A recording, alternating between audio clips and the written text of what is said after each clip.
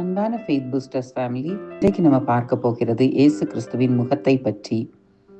இயேசுவின் முகம் எப்படி தோற்றமளித்தது என்று தெளிவான பதில் நமக்கு இல்லாட்டிலும் மிகவும் அழகான தோற்றமுடையதாய் அன்பின் உருவாக இயேசு கிறிஸ்து இருந்தாங்க.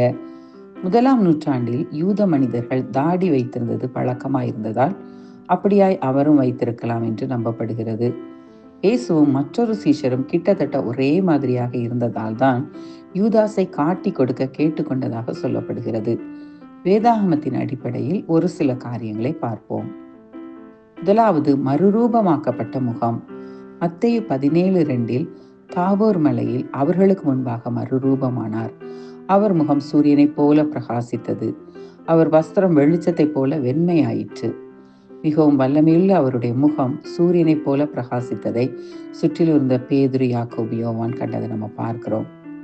அதே போல யோவான் வெளிப்படுத்தல விசேஷத்துல உயிர்த்தெழுந்த இயேசுவை காணும்போது 1ஆம் அதிகாரம் 16ஆம் வசனத்தில் அவருடைய முகம் வல்லமையாய் பிரகாசிக்கிற சூரியனை போல் இருந்தது என்று குறிப்பிடுறாங்க.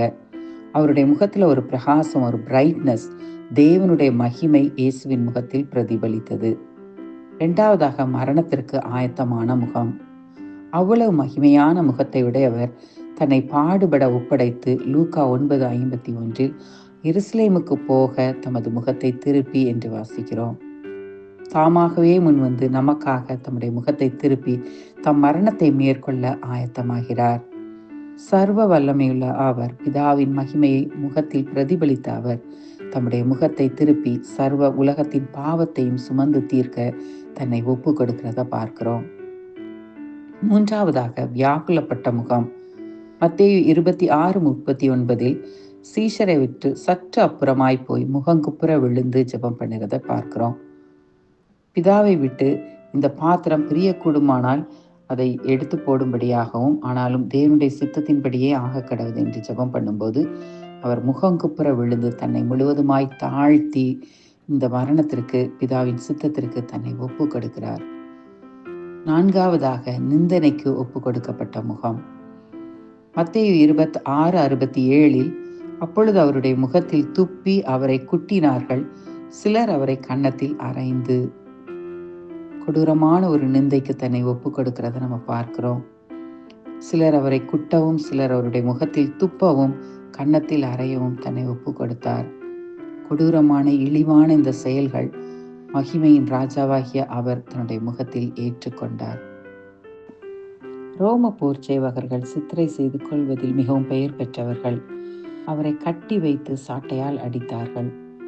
ஒரு சாட்டையில் 3 முதல் 12 பிரிவுள்ள தோலினால் செய்யப்பட்ட கயிறு போன்ற பிரிவுகளும், அதன் முடிவில் ஷார்ப்பான கூர்மையான கற்கள், கண்ணாடி, எலும்புகள், உலோக உருளைகளும் பொருத்தப்பட்டிருக்கும். ஒரு முறை அடிக்கும்போது எந்தெந்த இடத்திலெல்லாம் படுகிறதோ அதிலிருந்து சதையும் இரத்தத்தையும் பித்து கொண்டு வரும்.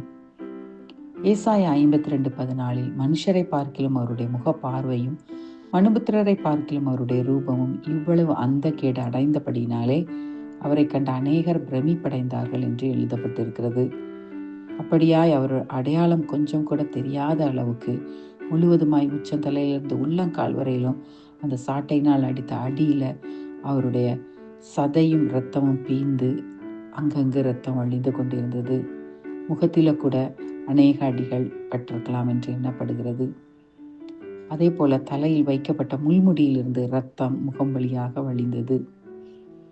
எபிரேயர் 12:2 அவர் தமக்கு முன் வைத்திருந்த சந்தோஷத்தின் பொருட்டு அவமானத்தை எண்ணாமல் சிலுவையை சகித்து தேவனுடைய சிங்காசனத்தின் வலது பார்சத்தில் வீற்றிருக்கிறார். அவருக்கு முன் வைத்திருந்த சந்தோஷம் நீங்களும் நானும் தான்.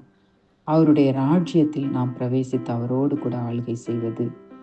இப்பேற்பட்ட அவமானம், நிந்தை, வலி, வேதனை எல்லாவற்றையும் எனக்காக உங்களுக்காக சகித்த நம்முடைய கர்த்தராகிய இயேசு கிறிஸ்து பிதாவின் சித்தத்தை நிறைவேற்றி தேவனுடைய சிங்காசனத்தில் வலது பார்சத்தில் வீற்றிருக்கிறார். அந்த மகிமையின் முகம் நம்மை இரவும் பகலுமாய் நோக்கி கொண்டிருக்கிறது.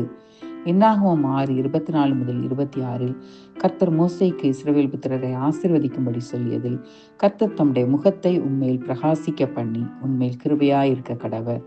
கர்த்தர் தம்முடைய முகத்தை உன்மேல் பிரசன்னமாக்கி உனக்கு சமாதானம் கட்டளையிடுவாராக என்று சொல்லப்பட்டபடி அவருடைய முகம் நம்மை நோக்கும்போது கிருபையையும் சமாதானத்தையும் பெற்றுக்கொள்கிறோம். ஜெபிப்போம். அன்பின் தகப்பனே, உம்முடைய முகத்தை நோக்கி பார்க்கிறோம்.